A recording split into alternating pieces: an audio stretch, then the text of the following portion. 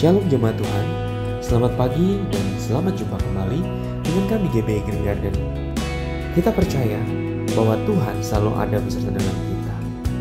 Pagi hari ini, Dia siap menjamah setiap hati yang terbuka. Oleh karena itu, singkirkan setiap gangguan dan fokuskan hati kita untuk menyembah Tuhan.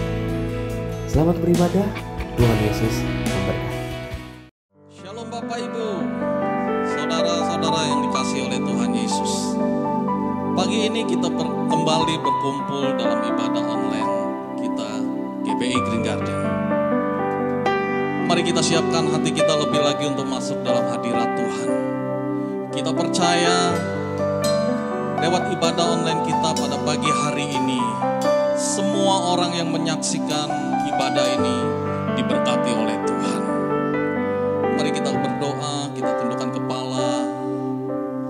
Bapa di surga, terima kasih, kami bersyukur Tuhan. Kami percaya Engkau ada bersama dengan kami Tuhan. Engkau ada beserta dengan kami ya Tuhan. Engkau mengurapi dan Engkau memberikan mujizat-Mu. Kami yang ada di tempat ini maupun jemaat Tuhan yang menyaksikan ibadah online kami pada pagi hari ini Tuhan. Kami bersyukur kepadamu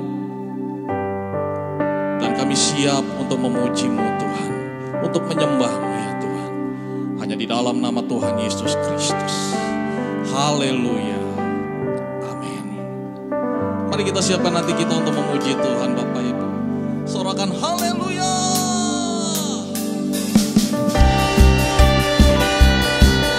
Kami percaya Engkau hadir Tuhan. Ini hati kami, ini segenap jiwa kami Tuhan. Kami memuji-Mu.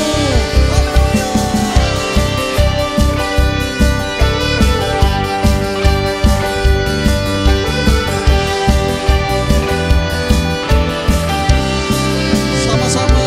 Segenap hati aku memuji, segenap jiwa aku bernyanyi, karena Roh-Mu ada dalamku Tuhan. Ku angkat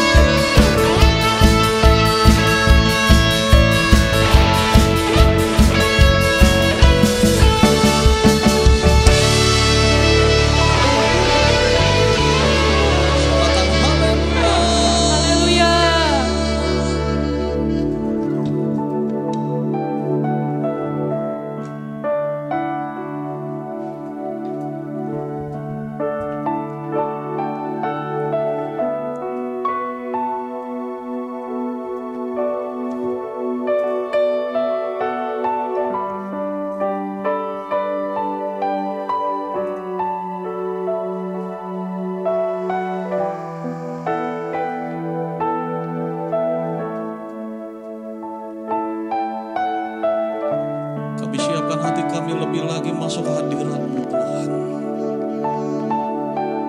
Dengan segenap hati, jiwa, roh kami persembahkan di hadapan-Mu.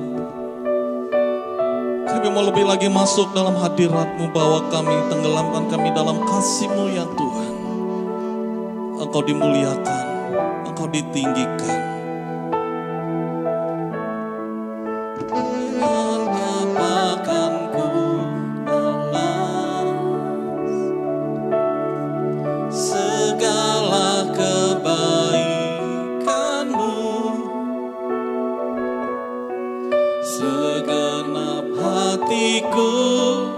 Menyembah-Mu Yesus, ku bersyukur padamu. Dengan apa kami akan balas ya Tuhan segala kebaikan-Mu, segenap hatiku menyembah-Mu Yesus, ku bersyukur padamu selamanya. Ini doa kami, ini pengharapan kami kepadamu Tuhan, ini ucapan syukur kami di hadapan-Mu Tuhan. Kami persembahkan di hadapan-Mu pagi ini ucapan syukur kami. Haleluya. Engkau Allah yang setia, Engkau Allah yang setia, Bapa yang mulia, kasih-Mu besar.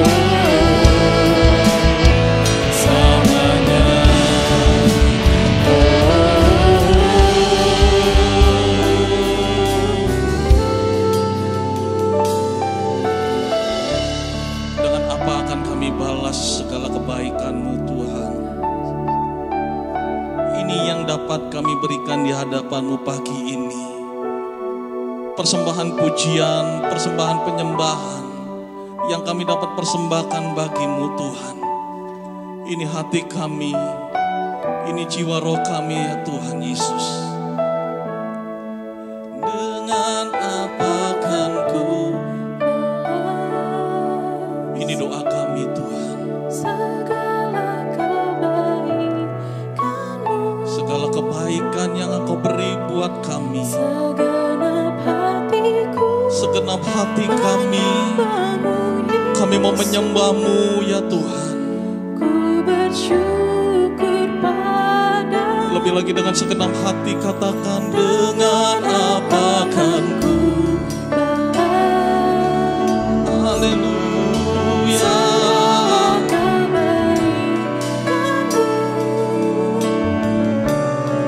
Segenap hatiku menyembah-Mu Yesus, ku bersyukur padamu. Dengan apa kan ku balas segala kebaikan-Mu. Segenap hatiku menyembah-Mu Yesus, ku bersyukur padamu. Dengan apa kan ku balas segala kebaikan-Mu.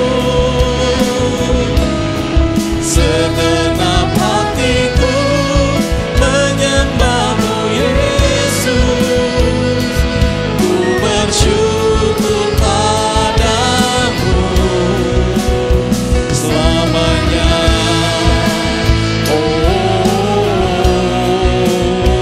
Selamanya.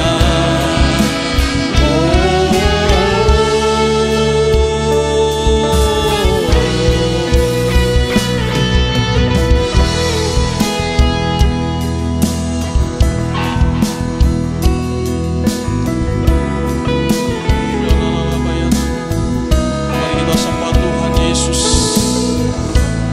Lebih lagi sembah Tuhan Yesus. Engkau ditinggikan, Engkau dimuliakan Yesus. Kami menyembah-Mu, kami meninggikan Engkau Tuhan. Haleluya. Terima kasih buat kebaikan-Mu, terima kasih buat kasih setia-Mu Tuhan. Kami katakan bahwa Engkau Allah yang besar, Allah yang luar biasa. Haleluya.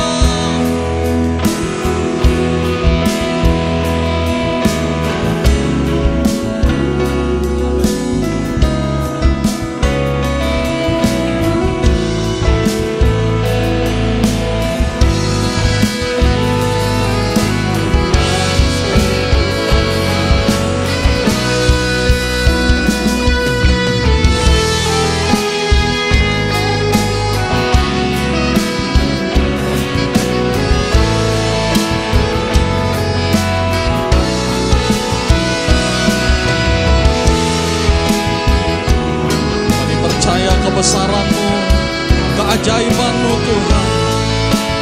Sama-sama katakan, Kau Allah yang besar, Kau Allah yang besar, ajaib dan mulia. Kau Yesus yang selalu membuatku terpesona. Segala pujian bagi-Mu ya Tuhan. Hanya Kau yang layak ku adukan. Kau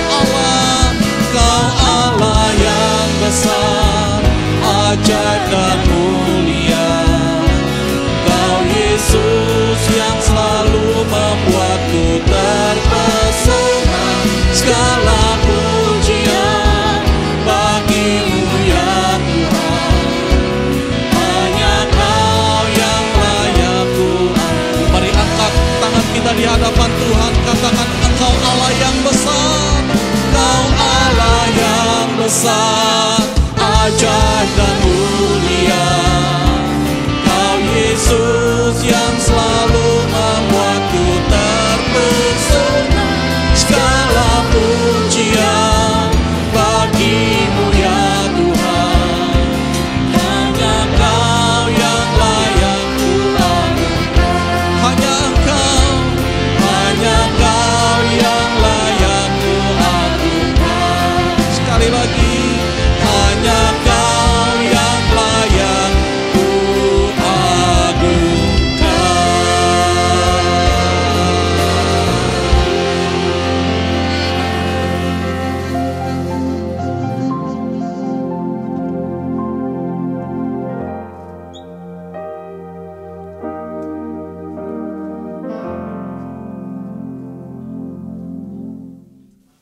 Shalom semuanya.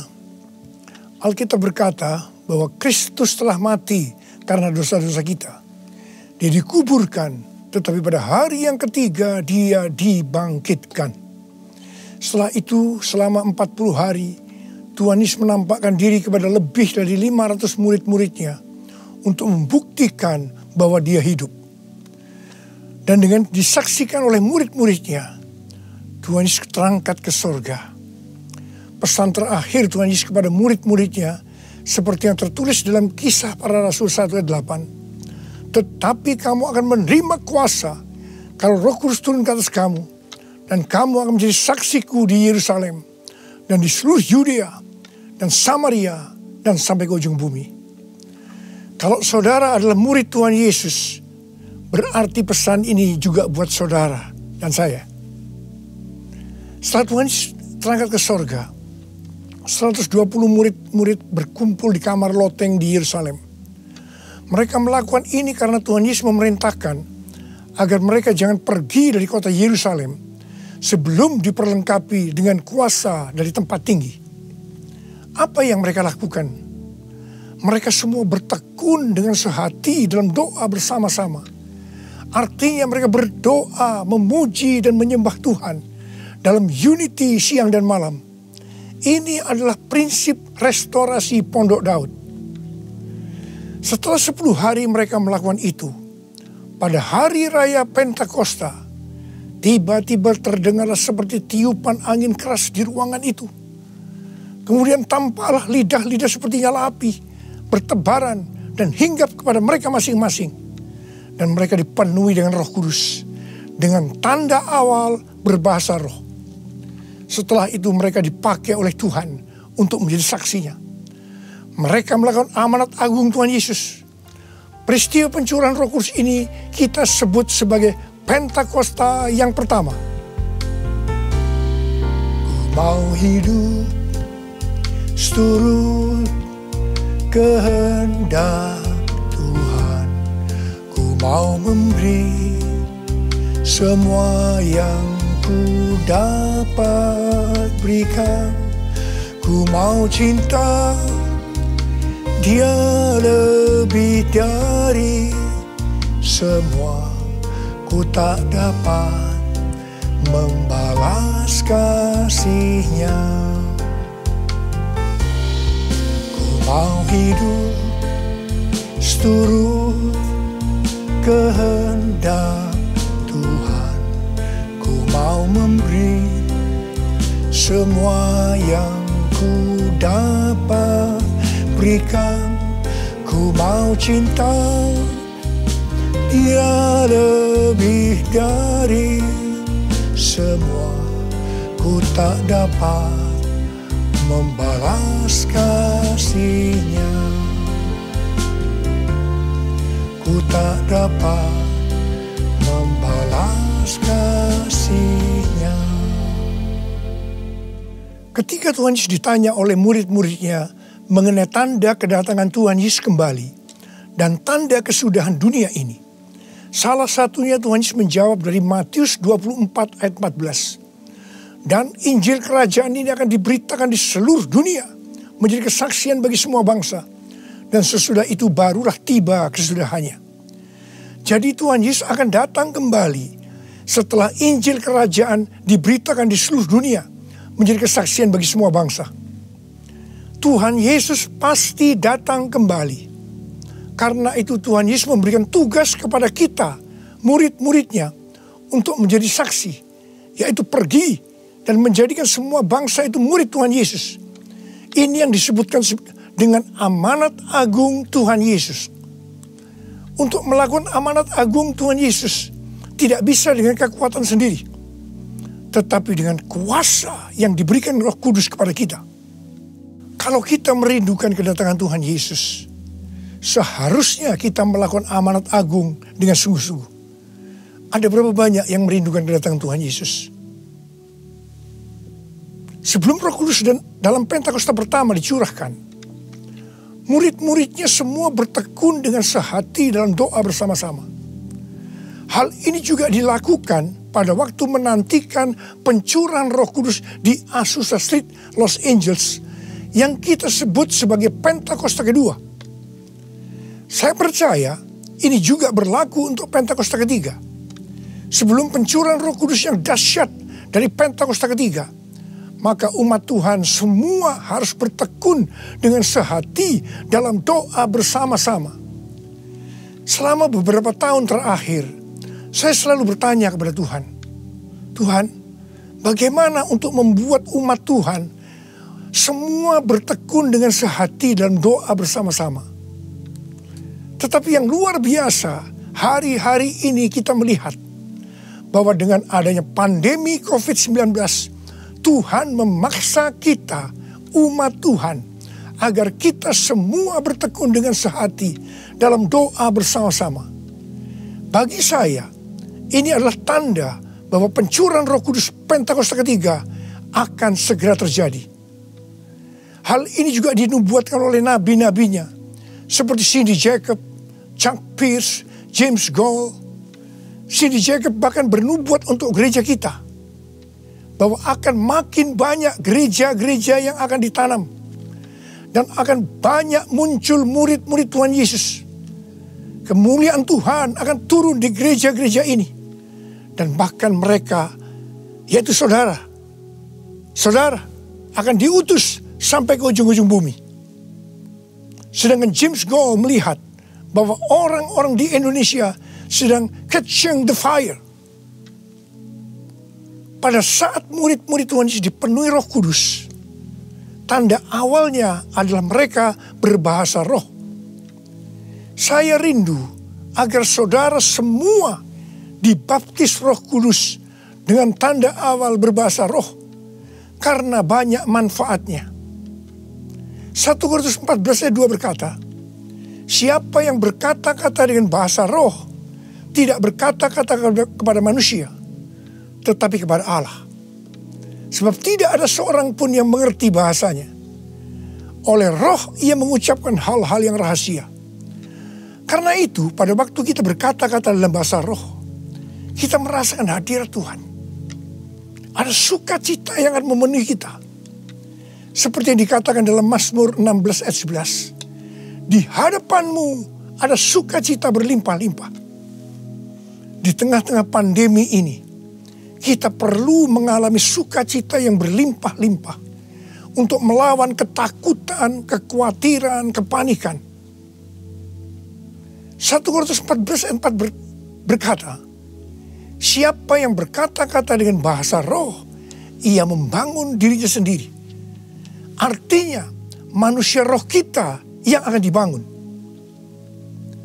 1 Korintus 14 ayat 14 dan 15 berkata, jika aku berdoa dengan bahasa roh, maka rohkulah yang berdoa, tetapi akal budiku tidak turut berdoa. Jadi, apakah yang harus kubuat? Aku akan berdoa dengan rohku, tetapi aku akan berdoa juga dengan akal budiku. Aku akan menyanyi dan memuji dengan rohku, tetapi aku akan bernyanyi dan memuji juga dengan akal budiku. Manusia itu terdiri dari roh, jiwa, dan tubuh. Semuanya itu harus bisa memuji Tuhan. Kita memuji Tuhan dengan tubuh kita, dengan cara bertepuk tangan, mengangkat tangan, melompat, menari, dan lain-lain. Dan kita memuji Tuhan dengan akal budi kita, jiwa kita, kalau kita menggunakan bahasa yang kita mengerti. Contoh bahasa Indonesia, bahasa Inggris, Mandarin, dan lain-lain. Dan roh kita akan berdoa, memuji, dan menyembah kalau kita berbahasa roh. Kalau kita berkata-kata dalam bahasa roh, kita akan bisa berdoa, memuji, dan menyembah lebih lama dibandingkan kalau kita menggunakan bahasa yang kita mengerti. Karena itu, sekali lagi, saya merindukan agar semua saudara bisa berbahasa roh. Katakan amin. Apa yang terjadi setelah murid-murid dipenuhi dengan Roh Kudus sehingga membuat banyak orang bertobat? Hal yang pertama, Petrus berkhotbah sekitar 5 menit. Dan sekitar 3.000 orang bertobat dan dibaptis. Petrus berkhotbah dengan kuasa Roh Kudus. Menurut data dari PBB, pada zaman itu populasi dunia sekitar 300 juta orang. Sekarang penduduk dunia sekitar 7,8 miliar. Sehingga 3.000 orang waktu itu setara dengan sekitar 78.000 orang saat ini. Kita harus percaya bahwa sekali berkhotbah 78.000 orang bertobat dan dibaptis. Dengan berkhotbah secara online, hal ini lebih mungkin terjadi. Hal yang kedua yang terjadi setelah murid-murid dipenuhi dengan Roh Kudus sehingga membuat banyak orang bertobat, yaitu terjadinya tanda-tanda dan mujizat, sign and wonders. Para rasul dipakai oleh Tuhan untuk mengadakan tanda-tanda dan mujizat. Petrus dan Yohanes menyembuhkan orang lumpuh sejak lahir. Bayangan Petrus saja bisa menyembuhkan orang. Sapu tangan atau kain yang pernah dipakai oleh Paulus, jika diletakkan pada orang sakit atau orang yang dirasuk setan, maka orang itu akan sembuh. Tuhan Yesus berkata dalam Markus 16 ayat 15 sampai dengan 18, bahwa kalau kita pergi untuk memberitakan Injil, maka tanda-tanda dan mujizat, sign and wonder akan menyertai kita. Sejak tahun 2006, saya diperintahkan Tuhan untuk mengadakan kebaktian kesembuhan ilahi. Selama 14 tahun, saya sudah mengadakan 318 kali kebaktian kesembuhan ilahi. Setiap kali saya berkhotbah, pasti saya memberitakan Injil. Dan tanda-tanda dan mujizat terjadi. Saya diperkenankan oleh Tuhan untuk melihat dan mengalami mujizat seperti yang dilakukan oleh Tuhan Yesus 2000 tahun yang lalu. Pada waktu acara lawatan Roh Kudus Pulihkan Indonesiaku tanggal 29 Mei yang lalu, Cindy Jacob bernubuat bahwa Indonesia akan menjadi sangat penting dalam sejarah kekristenan. Mujizat-mujizat seperti orang buta melihat, orang tuli mendengar akan merupakan hal yang biasa yang akan terjadi di gereja-gereja lokal. Wow, orang-orang muda akan mendapatkan jubah mujizat. Ini adalah Pentakosta yang ketiga. Haleluya.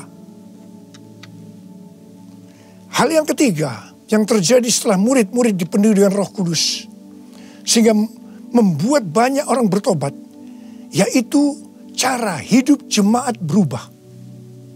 Yang pertama, mereka bertekun dalam pengajaran rasul-rasul dan dalam persekutuan. Ini bisa diartikan mereka suka membaca Alkitab. Judul Mazmur 119 yang merupakan pasal dengan ayat terpanjang dalam Alkitab adalah bahagianya orang yang hidup menurut firman Tuhan. Jadi orang yang hidup sesuai dengan firman Tuhan itu akan berbahagia. Dalam pandemi COVID-19 kita harus banyak membaca, merenungkan dan melakukan firman Tuhan agar supaya kita berbahagia. Sehingga kita bisa mengatasi segala dampak yang buruk akibat pandemi COVID-19. Mazmur 119 ayat 105 berkata, firman-Mu itu pelita bagi kakiku dan terang bagi jalanku. Firman-Mu pelita bagi kakiku, terang bagi jalanku. Firman-Mu pelita bagi kakiku, terang bagi jalanku. Waktu ku bimbang dan hilang jalanku, tetaplah Kau di sisiku. Dan takkan ku takut asal Kau di dekatku, besertaku selamanya.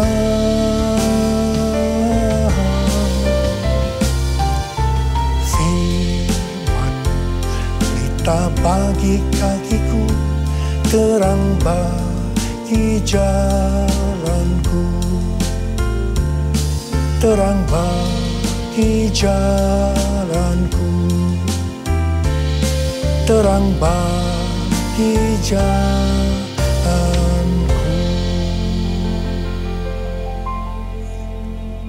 Tuhan memberikan tema tahun 2020 adalah tahun dimensi yang baru. Kita tidak pernah menyangka bahwa tahun dimensi yang baru adalah seperti sekarang ini, di mana dengan adanya pandemi COVID-19, kita sekarang memasuki new normal.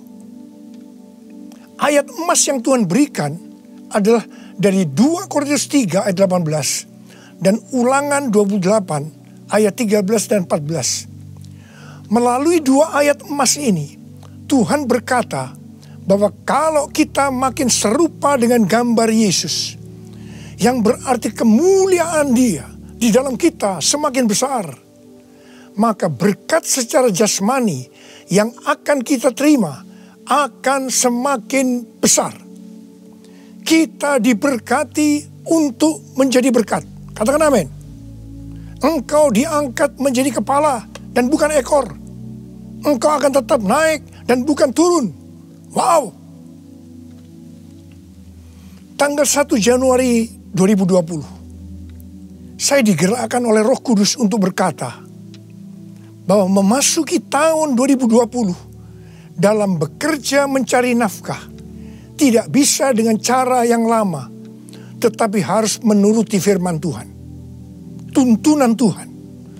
Ternyata hal-hal ini yang sedang terjadi.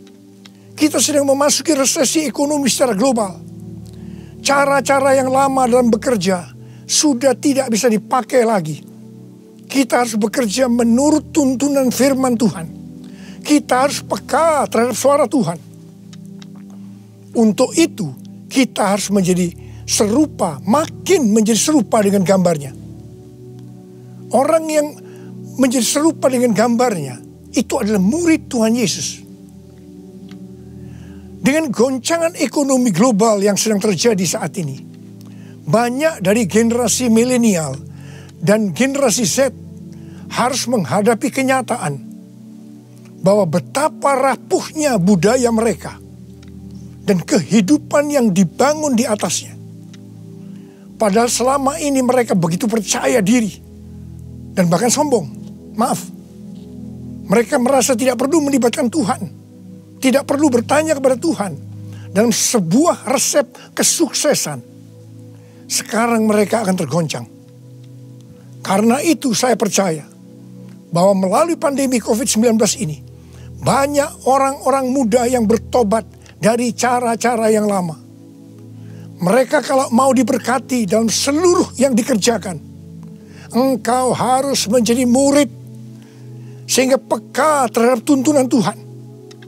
Tidak salah kalau akan terjadi kebangkitan generasi Yeremia, yaitu anak-anak muda yang dipenuhi dengan Roh Kudus, cinta mati-matian kepada Tuhan Yesus, tidak kompromi terhadap dosa, dan akan memenangkan banyak jiwa. Hal yang kedua, cara hidup jemaat berubah. Mereka selalu berkumpul memecahkan roti dan berdoa. Ini bisa dikatakan bahwa mereka hidup dalam unity dan suka berdoa. Yang ketiga, cara hidup jemaat berubah. Mereka suka memberi. Suka memberi. Sehingga tidak ada yang berkekurangan. Dalam keadaan krisis ekonomi ini, kita diperintahkan oleh Tuhan untuk memberi dan menabur. Kisah Para Rasul 20 ayat 35b berkata, adalah lebih berbahagia memberi daripada menerima. Saudara harus saling memperhatikan mereka-mereka yang ada di kul-kul. Cara hidup jemaat berubah. Mereka selalu bergembira dan dengan tulus hati sambil memuji Allah. Jadi, mereka semua suka membaca Alkitab suka berdoa, unity, suka memberi, suka memuji Allah dengan gembira dan tulus hati. Dan dikatakan mereka disukai semua orang. Dan tiap-tiap hari jumlah orang yang diselamatkan bertambah. Haleluya! Haleluya! Haleluya! Haleluya! Haleluya! Haleluya!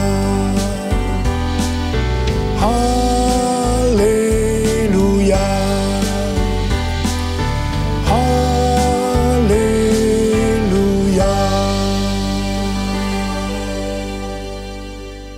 Kemudian, apa yang terjadi setelah itu? Goncangan terjadi. Aniaya yang hebat terjadi kepada orang-orang percaya di Yerusalem. Selain rasul-rasul, mereka semua harus lari ke seluruh daerah Yudea dan Samaria. Dan pada akhirnya ke ujung bumi. Mereka selama ini berada di zona nyaman di Yerusalem. Mereka biasa berkumpul dalam unity, membaca Alkitab, berdoa, dan memuji bersama-sama dengan sukacita. Suka memberi, sehingga tidak ada yang berkekurangan. Mereka berpikir menjadi orang Kristen hanya seperti itu. Mereka lupa bahwa mereka harus pergi menginjil. Caranya bagaimana? Aniaya diizinkan oleh Tuhan. Saya percaya melalui goncangan pandemi COVID-19 ini, kita umat Tuhan yang selama ini ada di zona nyaman, juga akan dipaksa untuk melakukan amanat agung Tuhan Yesus, yaitu pergi menjadikan semua bangsa murid Tuhan Yesus. Katakan amin. Selain goncangan, juga terjadi perubahan paradigma dalam pelayanan. Selama ini murid-murid Tuhan Yesus mempunyai pengertian bahwa yang memperoleh keselamatan hanya orang-orang Yahudi saja. Tetapi dengan adanya pertobatan dari Kornelius yang bukan orang Yahudi, dan Roh Kudus turun ke atas mereka dan mereka berbahasa roh. Dengan perdebatan yang cukup panjang, akhirnya lewat kesaksian Petrus, para rasul dan seluruh orang percaya di Yudea dapat menerima bahwa keselamatan bukan hanya untuk orang Yahudi saja, tetapi untuk semua bangsa, termasuk bangsa Indonesia. Katakan amin. Dengan adanya pandemi COVID-19, kita juga mengalami perubahan paradigma dalam pelayanan kita. Yang tadinya kita beribadah di gedung gereja, kita berkumpul bersama-sama, bisa berjabatan tangan, saling berpelukan, menyatakan kasih kita, melakukan penumpangan tangan. Sekarang berubah total menjadi ibadah online. Bahkan ada yang tidak bisa melakukan online, sehingga tidak bisa beribadah.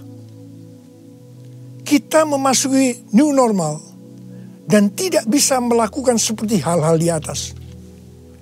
Kita tidak tahu dengan pasti bentuk ibadah kita selanjutnya. Tetapi yang Tuhan mau, kita bisa menerima perubahan paradigma dalam pelayanan ini. Karena sama seperti yang terjadi pada waktu itu, dengan adanya perubahan paradigma, justru terjadi penuaian yang jauh lebih besar. Itu juga yang akan terjadi pada kita pada hari-hari ini. Saya mau berdoa buat saudara. Mari angkat tangan saudara. Kita nyanyikan lagu ini bersama-sama. Curahkanlah kuasa-Mu Tuhan, mujizat terjadi di tempat ini. Amin. Curahkanlah kuasa-Mu Tuhan, mujizat terjadi sekarang ini. Curahkan dia Tuhan, curahkanlah kuasa-Mu Tuhan, mujizat terjadi di tempat ini. Haleluya. Curahkanlah kuasa-Mu Tuhan, Mujizat terjadi sekarang ini. Mujizat terjadi sekarang ini. Mujizat terjadi sekarang ini.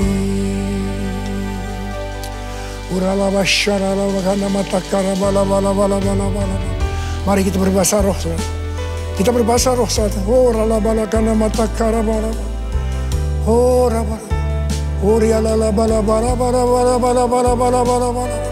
Oh Yesus, oh Yesus, Yesus.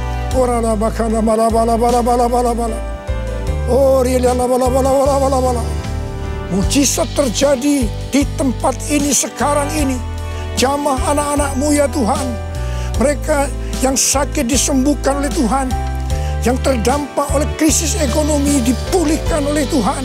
Terima berkat Tuhan. Mujizat terjadi dalam hidupmu saat ini. Sembuh dalam nama Yesus. Sembuh dalam nama Yesus. Engkau akan dicukupkan, malah berkelimpahan di dalam segala hal. Terima. Tuhan, curahkan kuasa-Mu. Pakai anak-anak-Mu semua nih Tuhan. Menjadi saksi-Mu. Melakukan amanat agung Tuhan Yesus.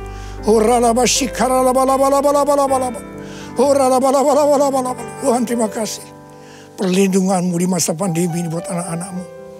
Engkau mengasihi anak-anak-Mu semua. Kamu berdoa buat mereka. Kamu berdoa buat mereka. Kamu berdoa.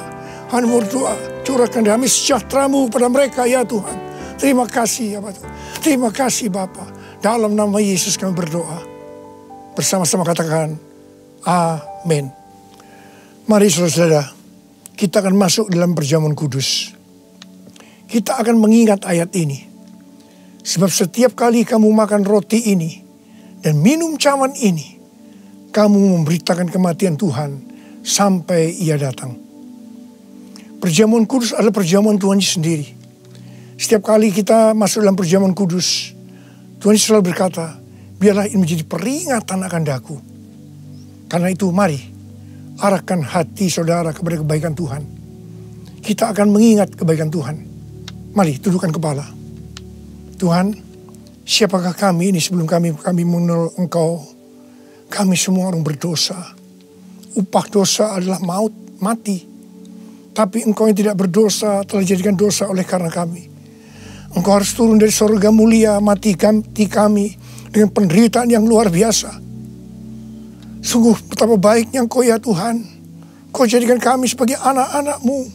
Engkau tuntun, Engkau bela, Engkau lindungi. Engkau tegur kalau kami salah. Engkau sembuhkan kami. Tuhan, itu Engkau ya Abah. Itu Engkau. Saudara, Tuhan akan memberkati saudara melalui perjamuan kudus. Tapi Tuhan mau kita makan dan minum dengan cara yang benar. Oleh karena itu sekarang masing-masing berdoa. Introspeksi. Lihat keadaan dirimu masing-masing. Jangan menyimpan dosa. Kalau saat ini Tuhan ingatkan ada dosa yang harus diselesaikan, langsung minta ampun. Katakan ampuni saya Tuhan. Ampuni saya Tuhan. Tuhan ampuni anak-anak-Mu Tuhan. Ampuni anak-anak-Mu ya Tuhan. Layakkan kami untuk masuk dalam perjamuan kudus hari ini. Betapa baiknya Engkau ya Tuhan di tengah-tengah pandemi ini. Engkau terus menyertai kami anak-anak-Mu. Terima kasih Bapa. Kami akan masuk dalam perjamuan kudus dengan hati yang penuh ucapan syukur. Dalam nama Yesus. Amin.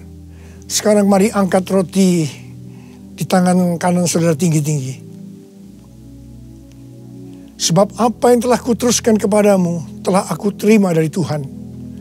Yaitu bahwa Tuhan Yesus pada malam waktu Ia diserahkan mengambil roti. Dan sesudah itu Ia mengucap syukur atasnya. Dia memecah-mecahkannya dan berkata, inilah tubuhku yang diserahkan bagi kamu. Perbuatlah ini menjadi peringatan akan aku. Saudara yang kasih Tuhan, bukankah roti yang kita pecah-pecahkan ini adalah persekutuan kita dengan tubuh Kristus? Mari kita makan dalam nama Yesus.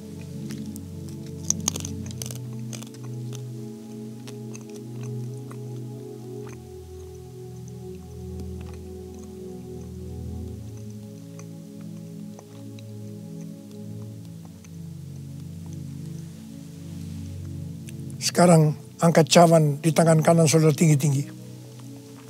Demikian juga ia mengambil cawan sesudah makan lalu berkata, cawan ini adalah perjanjian baru yang dimeteraikan oleh darahku. Perbuatlah ini setiap kali kamu meminumnya menjadi peringatan akan aku. Sudah dikasih Tuhan, bukan cawan pengucapan syukur. Yang atasnya kita ucapkan syukur adalah persekutuan kita dengan darah Yesus. Mari kita minum dalam nama Yesus.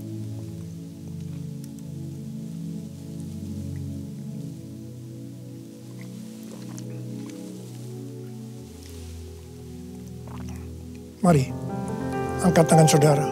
Ucapkan syukur. Dengan suara, jangan diam. Tuhan, kami terima kasih ya Tuhan.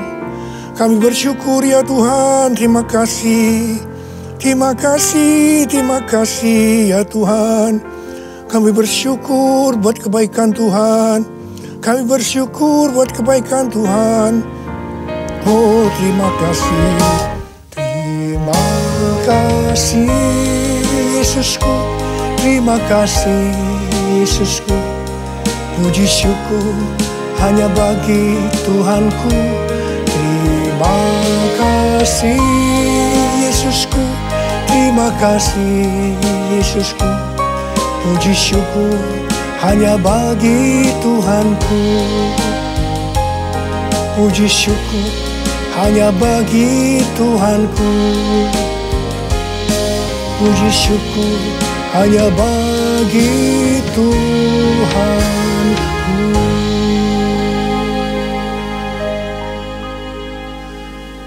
Angkat tangan saudara, terima berkat Tuhan. Pulanglah dengan berkat Tuhan. Kasih karunia yang berlimpah-limpah daripada Allah Bapa dalam anak yang tunggal Yesus Kristus. Persekutuan yang manis dengan Roh Kudus menyertai saudara sekalian mulai hari ini sampai Tuhan datang menjemput kita di awan-awan dan bahkan sampai selama-lamanya. Yang percaya bersama-sama katakan amin.